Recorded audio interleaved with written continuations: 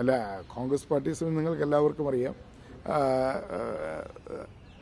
കോൺഗ്രസിൻ്റെ കോൺഗ്രസ് ഒരു ജനകീയ പാർട്ടിയാണ്, ജനകീയ പ്രസ്ഥാനമാണ്. അപ്പോൾ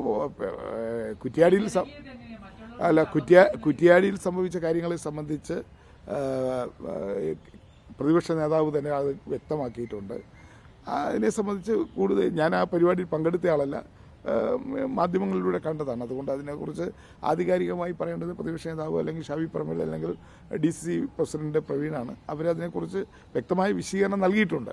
ഇല്ല, എൻ്റെ അഭിപ്രായത്തിന് യാതൊരു പ്രസക്തിയില്ല. അത് പാർട്ടിയുടെ അഭിപ്രായമാണ്. അതിനകത്ത് മൊത്തത്തിൽ പാർട്ടി എടുക്കുന്ന തീരുമാനമാണ്. എൻ്റെ ഒരു വ്യക്തിപരമായ അഭിപ്രായത്തിന് യാതൊരു പ്രസക്തിയില്ല. അത്തരം കാര്യങ്ങളിലെല്ലാം തന്നെ പാർട്ടിയുടെ നേതൃത്വം ആലോചിച്ച് തീരുമാനമെടുക്കും. അത്തരം ചോദ്യങ്ങൾക്കൊന്നും യാതൊരു പ്രസക്തിയുമില്ല. കോൺഗ്രസ് UDF അധികാരത്തിൽ വരാൻ പോവുകയാണ്. 100 സീറ്റിന് മുകളിൽ തന്നെ നേടി അധികാരത്തിൽ വരാൻ പോവുകയാണ്. പുതുയാത്ര ഒരു ചരിത്ര സംഭവമായി മാറിക്കൊണ്ടിരിക്കുകയാണ്. മലബാറിൽ ഇളക്കി മറിച്ചാണ് പുതുയാത്ര വന്നുകൊണ്ടിരിക്കുന്നത്. തിരുവനന്തപുരത്ത് എത്തുമ്പോൾ ആ യാത്ര സമാപിക്കുമ്പോൾ കേരളം തീർച്ചയായും വലിയ മാറ്റങ്ങൾക്ക് വിധേയമാകും. പുതുവിയോഗ യാത്ര വെറും ഒരു യാത്രയല്ല.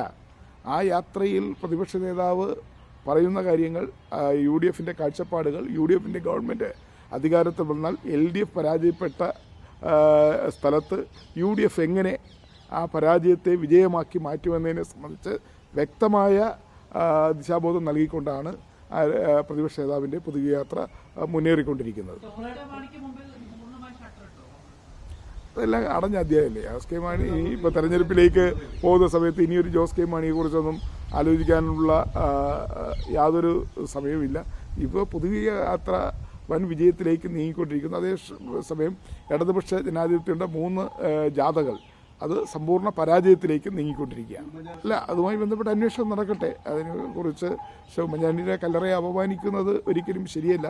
ഉമ്മൻചാണ്ടിയെ പോലെയുള്ള കേരളത്തിലെ ജനകീയനായ മുഖ്യമന്ത്രിയായിരുന്ന ജനകോടികളുടെ മനസ്സിൽ ജീവിക്കുന്നൊരു നേതാവാണ് ശ്രീ ഉമ്മൻചാണ്ടി.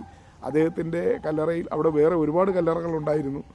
ഉമ്മൻചാണ്ടിയുടെ മാത്രം കല്ലറയല്ല, ഒരുപാട് കല്ലറകൾ ഉമ്മൻചാണ്ടിയുടെ കല്ലറ സ്ഥിതി ചെയ്യുന്ന സമീപത്തുണ്ട്. അവിടെയൊന്നും കൊണ്ട് ഈ പോസ്റ്റർ വെക്കാതെ ഉമ്മൻചാണ്ടിയുടെ കല്ലറയിൽ തന്നെ ഈ പോസ്റ്റർ കൊണ്ട് വെക്കാൻ മനോരോഗിക്ക് യാതൊരു ബുദ്ധിമുട്ടും ഇല്ലായിരുന്നു. അദ്ദേഹത്തിൻ്റെ മനോരോഗത്തിന് ഒരു തടസ്സമില്ലായിരുന്നുവെങ്കിൽ തീർച്ചയായും അതിനകത്ത് ഒരു വലിയ ഗൂഢാലോചനയുണ്ട് എന്നത് വളരെ വ്യക്തമാണ്.